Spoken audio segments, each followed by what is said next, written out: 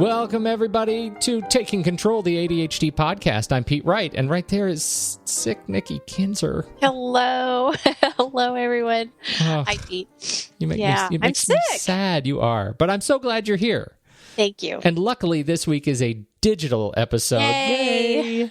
I don't have to do much talking then, right? Exactly. That's right. Well, you got to do a little bit of talking, but not too much, I promise. Okay. Since this is a digital week, and I love digital weeks, and we're coming off the heels of some kind of gloomy episodes. I know, right? I want to talk about playing.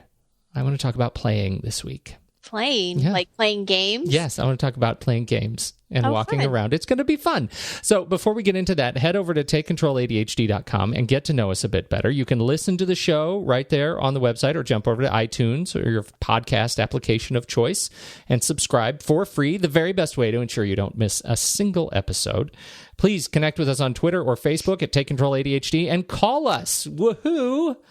Leave us a voicemail at 503-664-4ADD.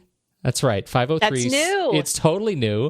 503-664-4ADD. And get your voice, your thoughts, your questions on this show. We would totally love to hear from you. So now if they go to the website, they'll get that phone number? Yeah, it's on the website too. Just click on the podcast page. It's right there. It says new. Call in and share your thoughts for Nikki and Pete. That's exciting. It's so exciting. So we definitely want to hear from you. And I think the only thing to add there is that we just need to know, and it says this in the voicemail message, we just need to know that we have your permission to use your voice on the show. We would love to use your voice. If you leave us a message, we would love to hear you and your thoughts. But you got to tell us, yes, you can use my voice on the show. So please do that. And they don't have to use their name. No, don't have to use your name, but if you, it helps us, I think, if you want to tell us if we can use your voice and use your name. We won't use full names, just your, first name, or change my name if you want us to change your name. But we just need to know before we broadcast you. I'm going to start calling you Bill. You can call me Smokey. Smoky Bill. All right. Okay, one last thing. I think we're coming up on open enrollment for group coaching, right quick? Yes. And we're changing it a little bit. Do you want to talk about it? Do you want to talk about this? Can you get through this part? I think so, okay. Without coughing. Good deal. Yeah. No, I'm changing it a little bit because I want it to be a little bit maybe user friendly. I don't know what the term is, but before I had kind of a 3 minute commitment. It's a very short commitment. Yeah. Anybody can commit to 3 minutes, right? That's right. No, it was a 3-month commitment. And I've decided to just kind of go month to month. So if it's not for you, you don't have to continue. And if it is for you, then of course I want you to continue. So we've changed the open enrollment will start March 1st, but after that it'll be pretty much month to month, right? Isn't that how you worded it, I believe? Yeah, that's the plan. Yeah.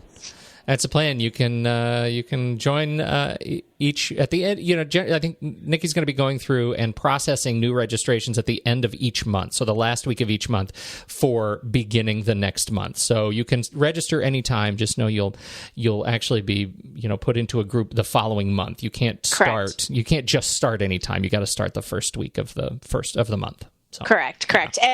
And we narrowed it down to 2 groups, the ADHD moms and the ADHD professionals. I just didn't have the interest for the organizing group. And if you're listening to this and you're like, no, I want that group, then, please call in and you can let us know or send me an email. But the last time around, there just wasn't enough interest to form that group. And so I decided to eliminate that for now. But that certainly doesn't mean that, that has to be like that forever. Yes. But I need to know if you're interested too. That's, Yeah. Absolutely. So absolutely register. The registration option will go live probably by the time you hear this. It will be live so that you can register. And if it's not live by then, that's on me. Yeah, and I'm going to blame you. So I will take Smokey Pete Smokey or Bob. Bill or whoever you're going to go by that day. Yeah. The other thing that I was going to say, and now I see I'm in a fog because I'm sick and I don't remember what it was now, but maybe it will come back to me. I will call it a faith healing if it does. I can wait. I hate that. I know, it's like terrible. It's just this fleeting thought that, I got to say this, and then it's gone. We were talking about the groups. Talking about people calling, registering. I just remembered. Not bad, right? just remembered the next set of groups are going to start in the, not the very first week of April, because that's kind of a funky half March, half April week, but it's the week of April 6th, I think is that Monday. It will start that week. That's what I was going to say. Perfect. Yes. Perfect. I think I need to stop talking now. That's okay. All right. So here's what I've been thinking about. I spend a lot of time in front of gear, right? I do. I love technology. I love using technology around the house, and I sometimes take for granted the way we use tech around our house. As I was having this conversation with a good friend of mine the other day who was struggling with his kids who use technology, right? There's always this iPad or this Xbox or games, and there's always just, I want to do this, I want to do that. And then they just kind of disappear into it, right? And he was just really frustrated that all his kids ever wanted to do was play games. And he even enjoys games. He just wasn't, his kids would disappear. And so I get to thinking, I want to talk about just three things, maybe three things plus a bonus thing, that I do around the house here, some things we're just starting to do that really help my relationship with my kids and technology and action, getting out and playing, using tech, and really keeps me moving. And that's kind of the ADHD connection, right? Because when I get into kind of hyper focus mode, if I find myself not moving enough, I will get absorbed into the screen, just like my kids could. And I won't ever leave, I won't ever get up and out. And so these are some of the accommodations that I've made for myself to keep me moving while enjoying playing. So, good. Yes. Let's hear them. All right. So number one, my goodness, play games with your kids.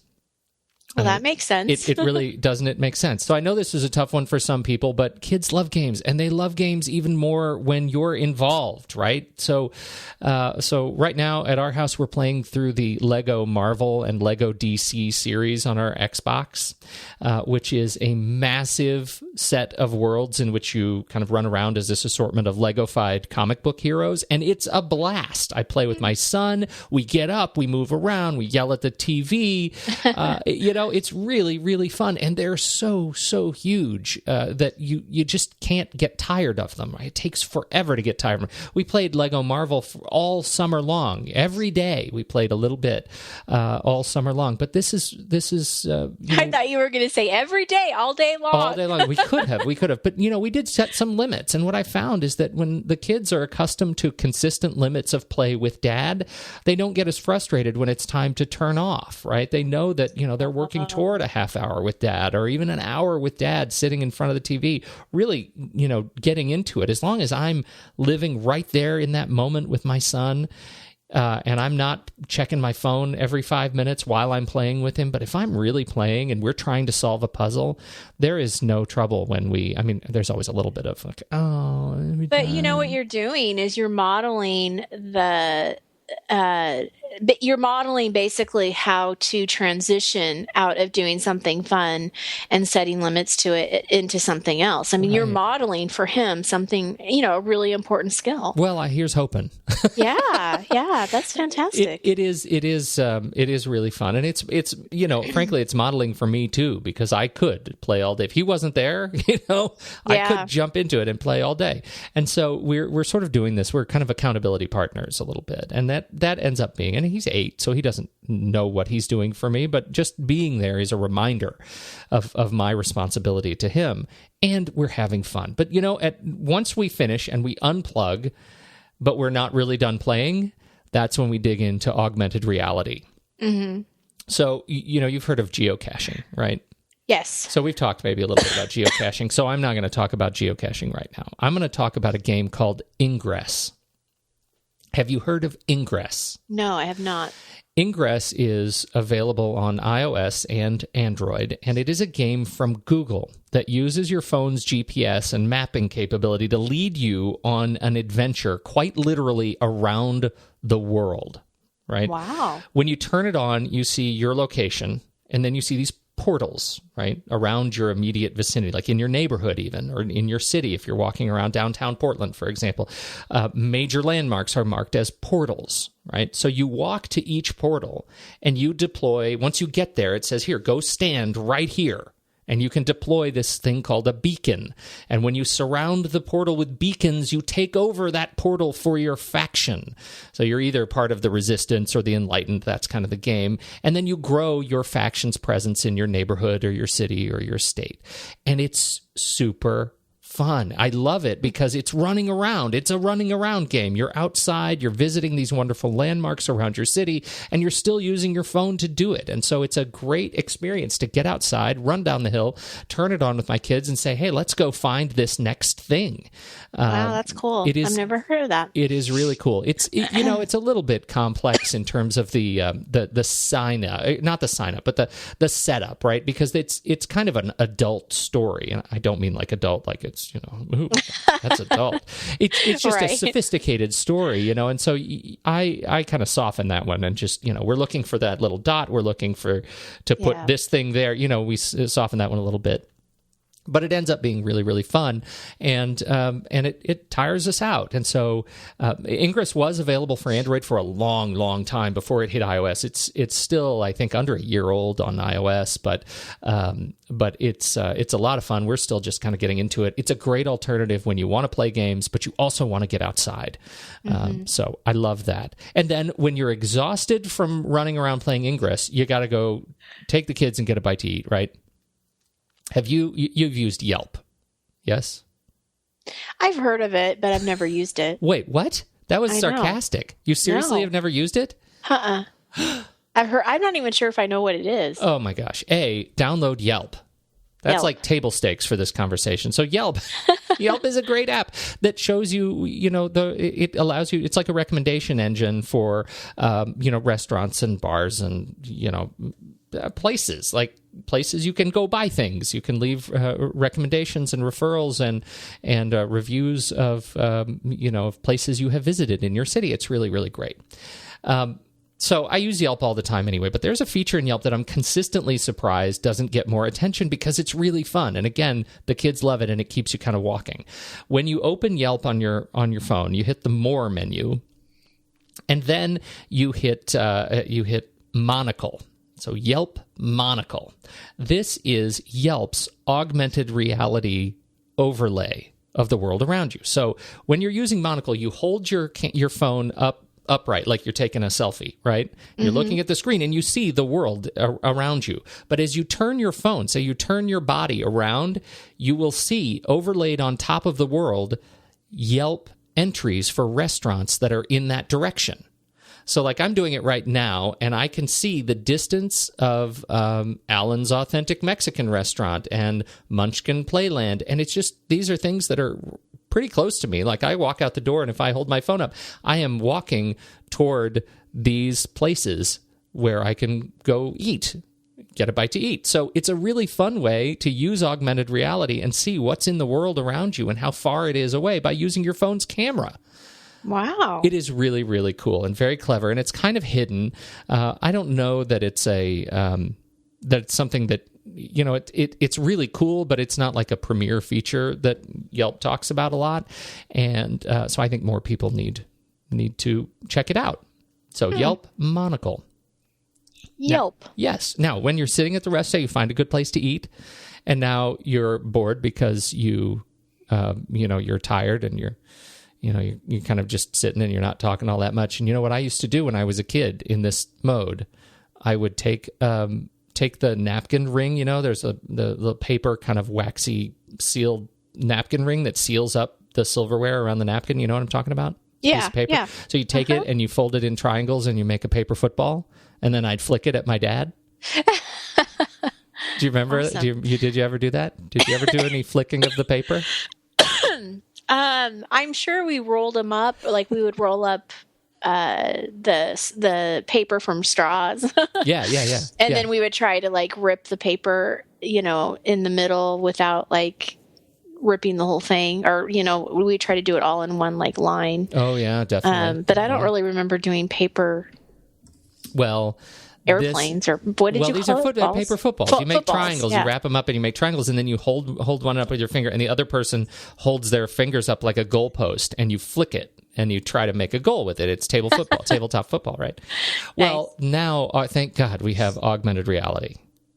because so you take your phone and you go to the iOS or Android App Store and you download 2 games from Augmented Pixels. Now, Augmented Pixels is a great development company, and they make really high-end augmented reality tools for developers and real estate agents and so on, people who are modeling, toys. They can see them in a virtual reality space, really high-end stuff.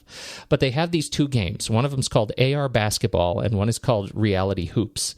And they're augmented reality basketball games that you could play at the table. It's so fun. So with AR Basketball, it requires you to have you have to have printed out a little grid. It's like this. It's like a QR code, right? But you print it out. It's free. You can get it on the website, and you print it out and just kind of put it in your wallet. Then, when you get to the table, you unfold it and you put it down on the table somewhere. And when you look at that grid through your phone, it becomes a magical augmented reality basketball hoop. Wow. And on your phone, you just flick the basketball into the hoop. And so you can put the hoop on a cup. You can put the hoop somewhere. And you're flicking virtual basketballs across the table at each other. And you can play in teams. You can pass the phone back and forth to get points. And it ends up being just really, really fun and funny way to use the table and your tech and play games. Now, I know a lot of parents would think, oh my gosh, that's so annoying. But really, again, if you're playing games with your kids and you're playing virtual basketball with your kids, it becomes less annoying. Right. Yeah. The other version I mentioned too, the other one is called Reality Hoops, and that one doesn't require the little paper grid, but it ends up being not quite as interesting. I have to say, I swear to God, I thought you said Reality Poops. No, that's a different augmented reality game. Very different. That's different and horrible. My hearing's not very good right now. Horrible game. Nobody plays that game. It's like the worst game in the App Store. That's what I thought that's what you said. Yeah. That's why I laughed after you said it. It is Reality Hoops. And it does not require the little printed card. But the hoop just sort of floats out in space on little rockets, and it's not quite as much fun, and it doesn't use as much of sort of the table. So I think AR Basketball is the way to go. So there you go. So you're playing games with your kids, and then you go outside and you play Ingress, and then you go get a bite to eat, and now you have a game to play at the table. That's my whole pitch today. That's fun. Get out and move and still use your technology while you're doing it. Yeah, and then the kids are happy, and you're happy, and... That's it. Yeah. Yeah. Good. I have nothing else to say. I learned a lot of stuff today. I'm so glad you did. I fully expect you to download Yelp, like ASAP, 8 o'clock day one. Yeah. I'd heard of it. I just, I used the old app Around Me that would kind of tell me where things were if I, wasn't sure where I was or where I, what I wanted to eat or whatever. Right.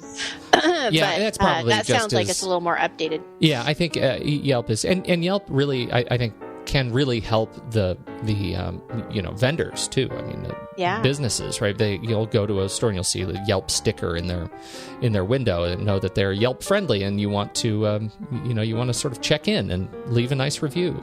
So just like we love nice reviews on our podcast. We sure do. We sure do. Yeah. Other than that, I have nothing else to say.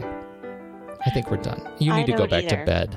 I know. I need to go rest. All right. So find us, connect with us. We'd love to hear from you. Call us 503-664-480D on behalf of the sad and sickly Nikki Kinzer. I'm Pete Wright. Sad. We'll catch you next week on Taking Control, the ADHD podcast.